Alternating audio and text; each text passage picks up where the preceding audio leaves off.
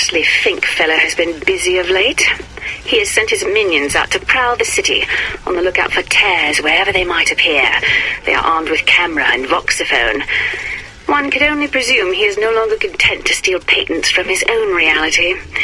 No surprise, then, his scientific breakthroughs. I imagine I could also appropriate parlor tricks like incinerating trees with the snap of my fingers.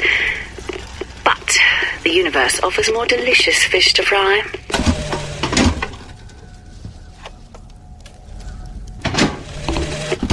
When I finally brought my brother through, he seemed to lack the capacity to square his own reality with this one. I suspected such a thing would happen, yet had no means to accommodate his distress. His behavior was that of the feeble-minded.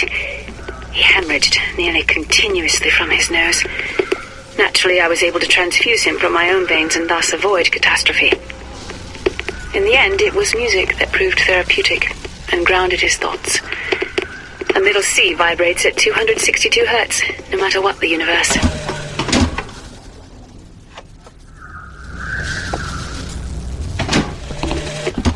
Brother, I have told you many times that I encountered this particular Caesar before he crossed the Rubicon.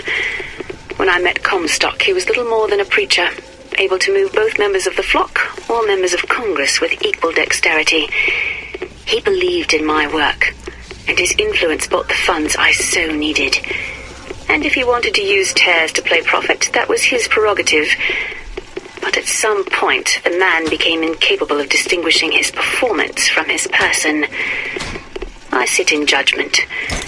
But then again, it was I who built the stage.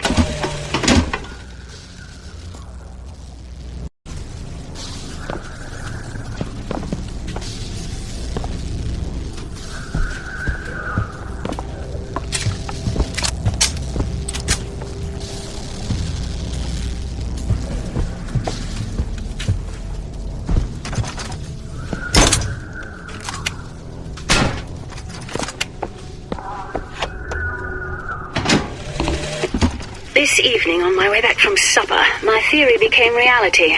A spontaneous tear had opened in the market district, emitting both sights and sounds. I observed what I could only imagine to be some future version of Columbia.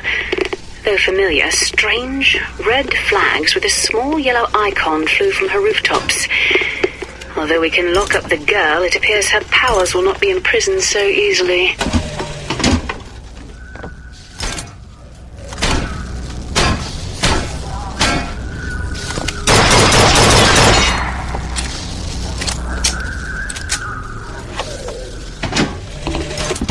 Fink's bird is a repulsive creature, but I suppose a prison needs a guard. What surprised me is not how the girl has imprinted upon the monster. After all, one might observe a baby chimpanzee accept a wire replica for its mother. But I did not expect the brute to be capable of forming an attachment in return. Perhaps it could prove a better father to her than the two she has known.